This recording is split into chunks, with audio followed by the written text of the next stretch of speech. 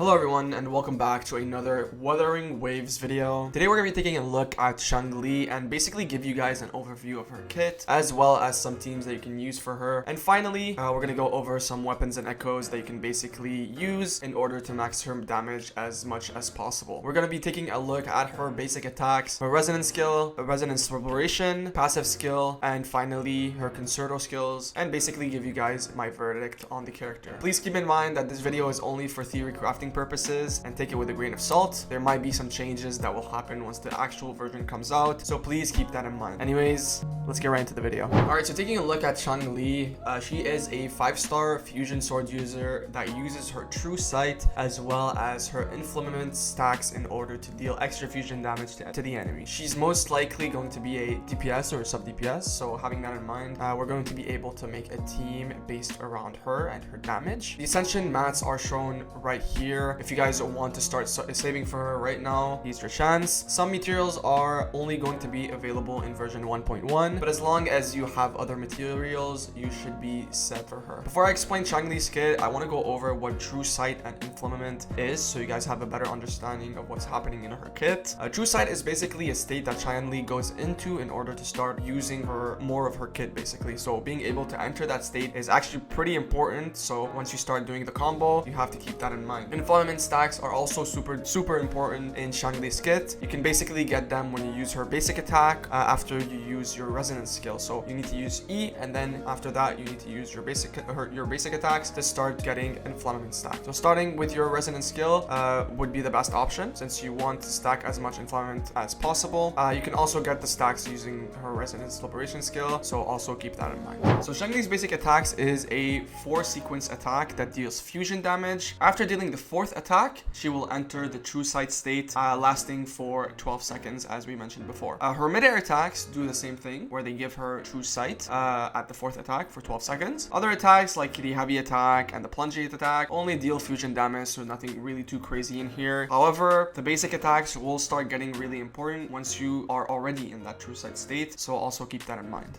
So for Changli's resonance skill, she basically uses her E to deal a bunch of fusion damage and entering true sight state for 12 seconds. This ability is called True Sight Capture, where you basically have 2 initial attempts to hit. When she is using her resonance skill, her basic attack will basically deal more fusion damage, and she will release something called True Sight Conquest, where obviously her basic attacks will be enhanced. And after that, when she releases her True Sight Conquest, True Sight state will end after that. So basically you would want to use your True Sight, use your basic attacks, and then release True Sight Conquest. Changli also has another basic attacks, but instead of it being a ground attack, it's a mid-air attack, which is called True Sight Charge. It's basically the same as True Sight Capture or True Sight Conquest, but instead of it being a ground attack, it's an air attack. All these attacks are basically considered as resonance skill damage. It could be relevant when you start building your echoes. So overall, Changli's resonance skill is based on her True Sight state. Basically, every single skill will help enter that state to do her more damage, so you shouldn't be really worried about that. So for Changli's resonance liberation, it's actually really strong, and it's basically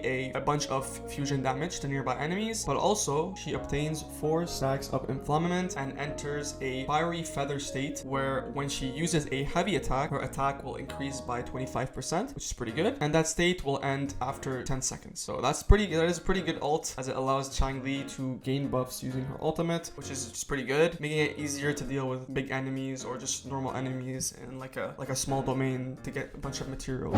For her fruit circuit, it's also pretty good, where when she consumes all of her inflammament stacks max of 4, she releases an attack called Flaming Sacrifice, dealing a bunch of fusion damage. This is also considered a resonance skill damage, so also keep that in mind when building your echoes with Changli. For Changli's passive, she actually has really strong passives. Her first passive is basically called Secret Strategist, where her enhanced basic attacks will gain extra 5% fusion damage for each stack of inflammament. So if you have 4 stack of inflammament, which is the max, you'll be dealing an extra 20% of extra fusion damage, which is pretty strong. Her second passive, called Sweeping Force, allows Changli to use her heavy attacks and resonance liberation to deal extra 20% of fusion damage damage, ignoring as well 15% of the target's defense when dealing that damage. This is absolutely busted as a DPS. Ignoring enemy defense is basically dealing true damage, so it'll be absolutely insane when dealing boss stages for sure. For her conservative skills, Changli's intro skill will give her true sight and will deal damage to enemy targets. This is very good when you start buffing your characters beforehand, then entering true sight immediately so you can start doing your combo. Her outro skill also is really good. Everything in her kit is actually really nice, but her outro is also insane. It increases the switched characters fusion damage by 20% and their Nerzen's liberation by 25% for 10 seconds. This ability is kind of like Yinlin in a way, so you could say that you can use her as a sub DPS more in different types of teams, so you could keep that in mind if you want to build her as a sub DPS as well. For weapons and echoes, usually her main signature weapon, Blazing Brilliance, is the best one on her since obviously it's her signature weapon, but using the 5-star standard weapon is also pretty good since it gives crit rate on her as a base stat, which is pretty good. Other 4-star weapons you can use are Lunar Cutter or Commando of Conviction. Again, if you have any 3-star weapons that you can use that have damage like crit rate, attack percentage, or crit damage, it should be fine. For Changli's echoes, Molten Rift set is the best one since it increases her fusion damage, and having Inferno Rider as your primary echo is the best option since it also gives her basic attack and fusion attack increase for Changli. Pretty good, and she prioritized using her basic attacks within her true sight state. A 4-3-3-1-1 lineup is the best option on her, focusing more on attack percentage, crit rate, and crit damage, and